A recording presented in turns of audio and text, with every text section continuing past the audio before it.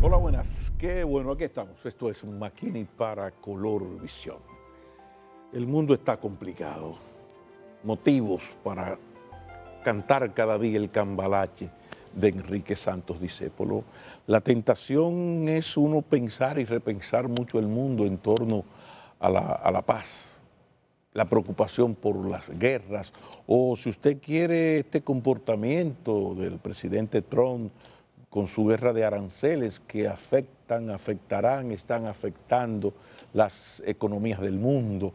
Podríamos quedarnos en esto, pero resulta que hay algo que supera todos esos otros temas, que tiene que ver con la salud.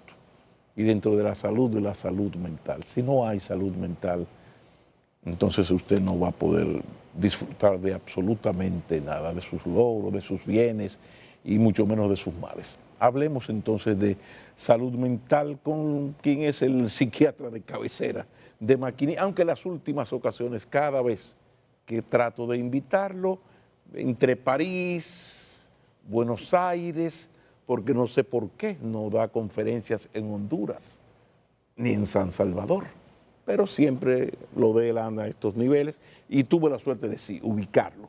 Y está aquí con nosotros en esta entrega de esta semana el doctor José Miguel Gómez, psiquiatra y escritor y amigo nuestro hace ya muchos años. Bienvenido, mi señor, mis respetos. Mis Un respetos. honor, el honor de siempre. Qué bueno que lo encontré, profesor. Mire, ya usted escuchó la intro, hablemos de salud mental. ¿Qué está pasando? Sabemos que posterior al COVID, ¿verdad?, llegó esta crisis de salud mental, pero ¿cómo está el mundo? ¿Sigue empeorando el asunto o hay alguna esperanza de que haya mejorado, de que va a mejorar? Hablemos de salud mental, global y local. Sí, la salud mental está mal. Las sociedades se han ido patologizando desde que el mundo renunció a las humanidades y apostó al mercado. Y le puso como una manera de prótesis al espíritu del ser humano. Lo hizo muy material, muy mediático, ¿verdad?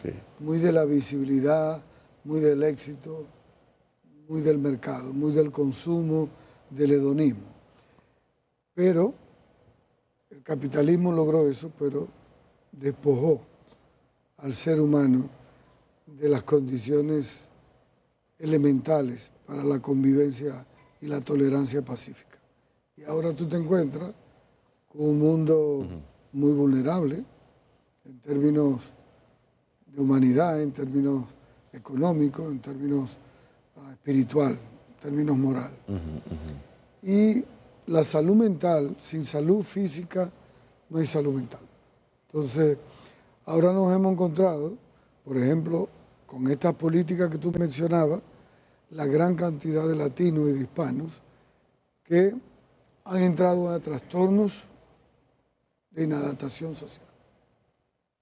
Hay problemas, ha aumentado esto. Okay. Porque están aislados, no pueden salir en Estados Unidos, tienen miedos a salir de sus casas, a socializar, a buscar trabajo. Y entonces, por miedo a que lo recojan. Ok. Estos son los efectos en la salud mental de la política migratoria del nuevo gobierno. Correcto. Trastorno del sueño, inadaptación social, aumentado el consumo de drogas, los miedos, el estrés postraumático. Ese es el impacto que tiene. Y ahora con el problema de la remesa, también repercute en muchas familias que vivían de esas cosas, afectando también la calidad de vida y la salud mental. Después del COVID, un 30% de la población entró en condición de vulnerabilidad en términos de salud mental. Y lo que uno está viendo después de la tecnología, inteligencia artificial, todo lo que ha pasado, ha evolucionado para mal. Todo el contexto de lo que tiene que ver con la integración familiar, con más niños dependientes del ciberespacio, más niños adictos a pornografía.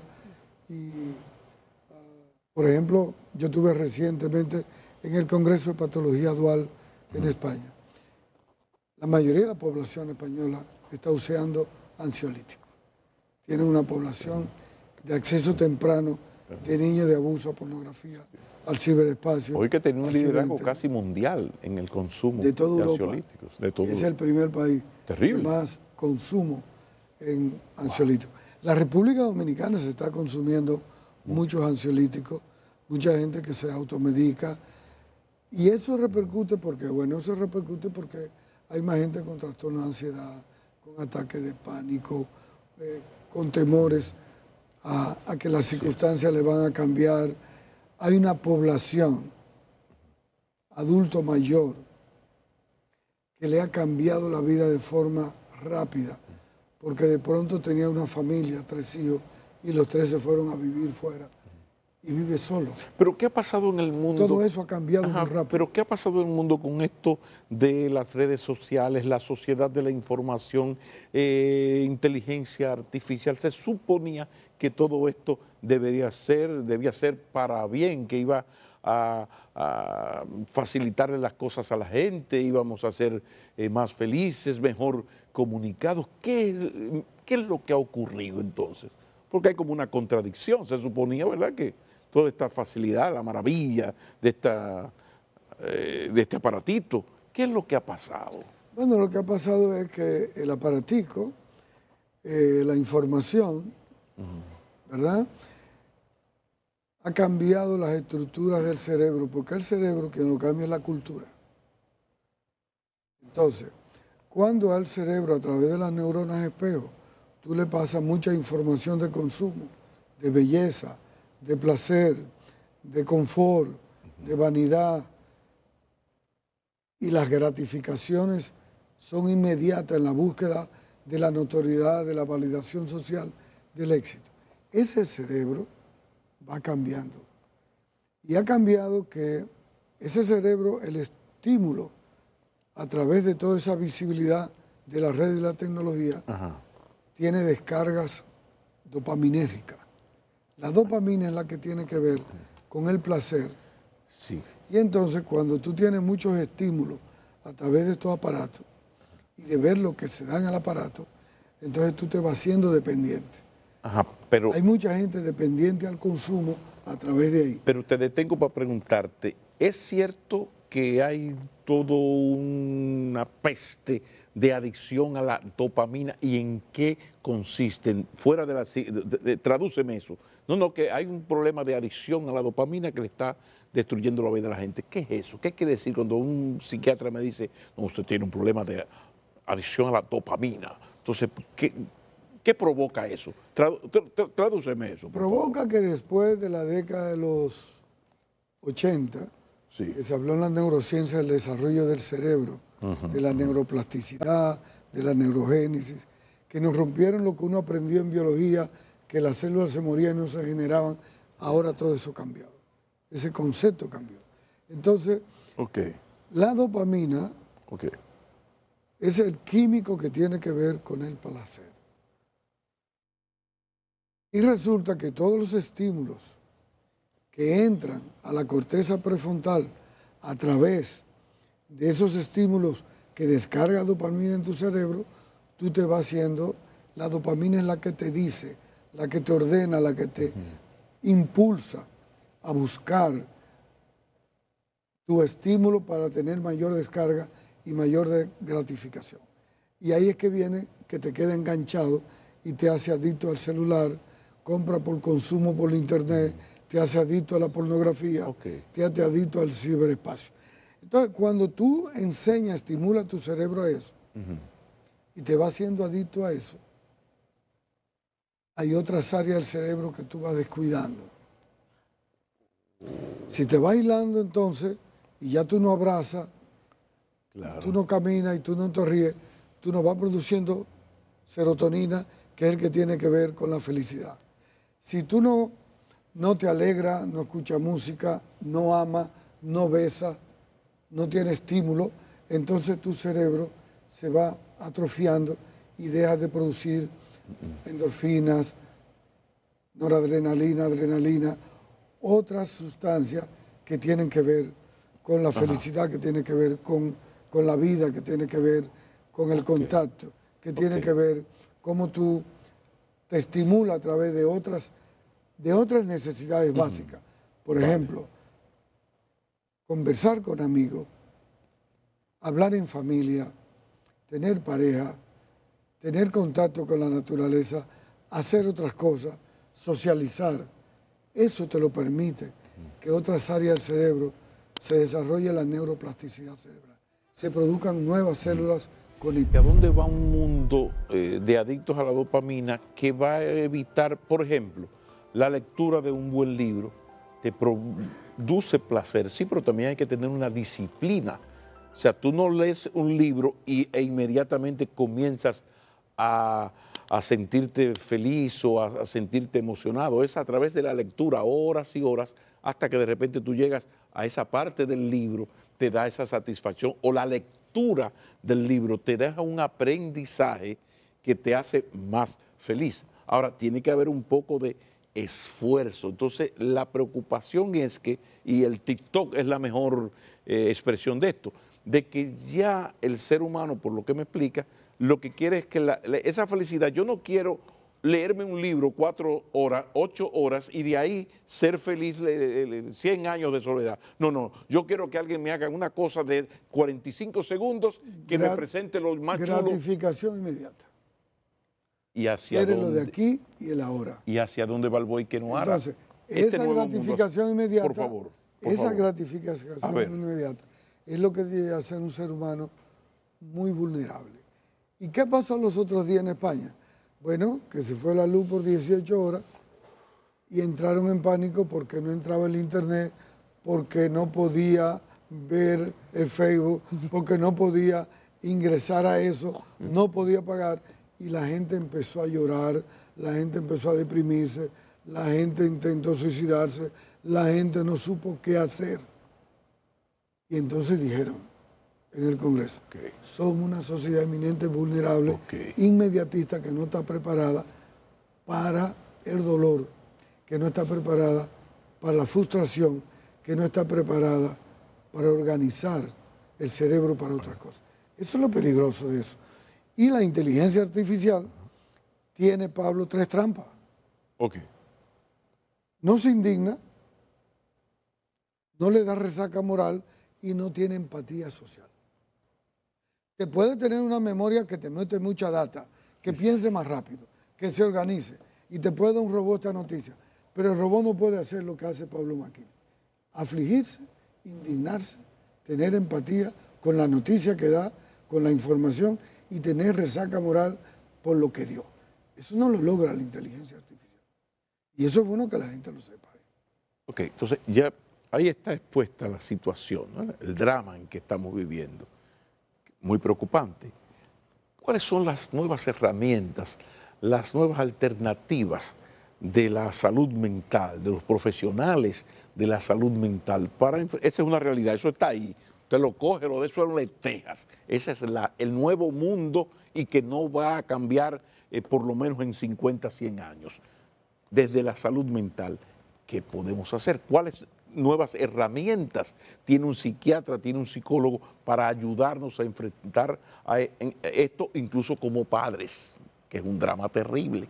Por favor, tómese su tiempo. La herramienta, Pablo Macchini, se está volviendo a estimular a la gente a vivir en la colectividad. Volver a como vivíamos antes.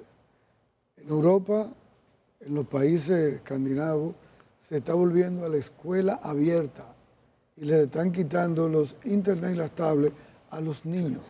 Lo que aquí se creía que era un avance y una tecnología, ellos están empezando la escuela abierta, a que los niños aprendan a socializar, a que los niños jueguen más, a que tengan más contacto, porque el cerebro se desarrolla más y desarrolla las habilidades, la destreza social, abrazando, haciendo deporte. Entonces, ahora las escuelas por ahí ya quitaron los celulares, las tablets. Es la escuela tradicional, es volver al contacto. A la familia se le está pidiendo que vuelvan a tener lo que le llaman el espíritu voluntariado, a practicar más el altruismo, a practicar más la solidaridad, la misericordia. Y el valor la de las autocompasión, tertulias entre los más el adultos. valor de los Juntarse adultos, con los amigos, hablar caballá, que uno los- no es, la gente piensa que uno se junta a los amigos a analizar la política de la psiquiatría. Mentira, uno se junta a ser feliz, a hablar de cosas, a veces la nostalgia y esto. La importancia en este nuevo mundo de las tertulias, de las peñas. Bueno, la Por importancia favor. es que se está analizando muy bien entre dos cerebros. Sí. El cerebro que no tiene contacto, que no camina, que no lee, que no habla, que no abraza, que no estimula, cerebro que se está atrofiando. Y mucho más el que está en soledad. El cerebro que está en soledad es un cerebro que va a entrar más a temprana edad a déficit cognitivo leve y más si se deprime, ¿verdad? Entonces Claro. pierde sustancia gris, pierde sustancia blanca, se va atrofiando Ok. porque va perdiendo las habilidades. Una persona que habla, que conecta, que se ríe, que baila, que canta, que camina, que se mueve. Un karaoke, viene a la noche. ¿Sabe qué le bien. pasa a ese cerebro? Sí. Que tiene más conexión neuronal. A nivel frontal produce más estímulo. Entonces la persona, a nivel de su sistema límbico, a nivel de la corteza prefrontal, tiene más energía, tiene más neurotransmisor, está más orientado, más conectado con los demás, tiene mejor orientación y por supuesto es más feliz, es más feliz. Por eso es importante decirle a la gente, y de ahí es que tú ves que en Europa que hay tanta gente sola, tienen los institutos de soledad, pero aquí no vamos a hablar de institutos de soledad, aquí vamos a hablar del bienestar social, hay que activar los clubes de abuelos, abrir más parques, estimular a la gente a que camine más, a que vaya a los parques, a los padres que no dejen los niños encerrados, para que se porten bien en una tablet, encerrado en una habitación. Déjelo hacer deporte mejor, déjelo ahí un parque, déjelo que salga a jugar con amigos. ¿Y tú sientes que desde el Estado Dominicano se está entendiendo esto que estamos conversando? Porque hay una parte individual que el Estado no se puede meter, sí, pero hay mucho que se puede hacer desde el Estado. Las políticas públicas del Estado podrían redirigirse en ese sentido. Deberían de hacerlo porque es prevención y la prevención es barata, Claro. es económica, la prevención tiene dos enfoques, sensibilizar, motivar, pero sobre todo propulsar políticas públicas de que la gente se mueva. Y en salud mental es evidentemente sumamente barato hacer la prevención. Es decir, hacer campañas de suicidio, viendo los últimos datos de cómo en Latinoamérica el suicidio ha ido aumentando de 7 a 8 por cada 100.000 habitantes. Y de ver que los adultos mayores ha aumentado la tasa de suicidio en adultos mayores y en muchachos en edad productiva. Entonces, hemos tenido en Latinoamérica esa situación, pero hemos tenido un grave problema. Más adicciones a edades más tempranas. Es decir, ha aumentado el consumo a droga, alcohol, a edades mucho más tempranas. ¿Verdad? Entonces, si uno busca qué implemento en el país en políticas públicas en salud mental, tú tienes 3 indicadores.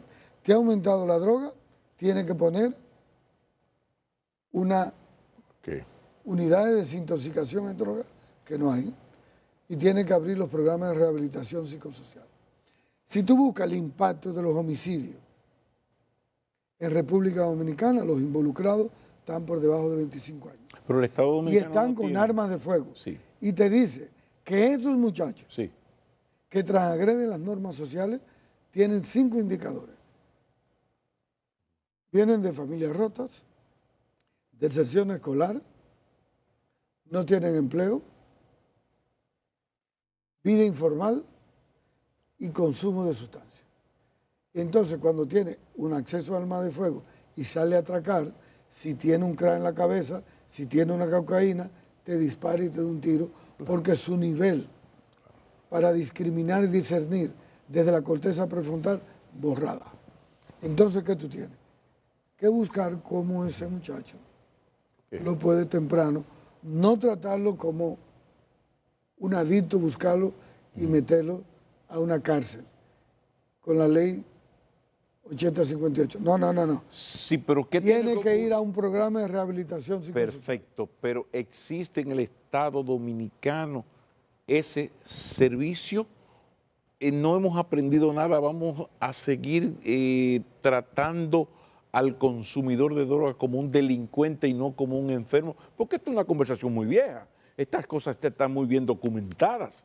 Hay libros y conferencias. Y políticas públicas. Ahora, sí, pero eso se está traduciendo en políticas públicas en ese sentido. Aquí hay muchas casas.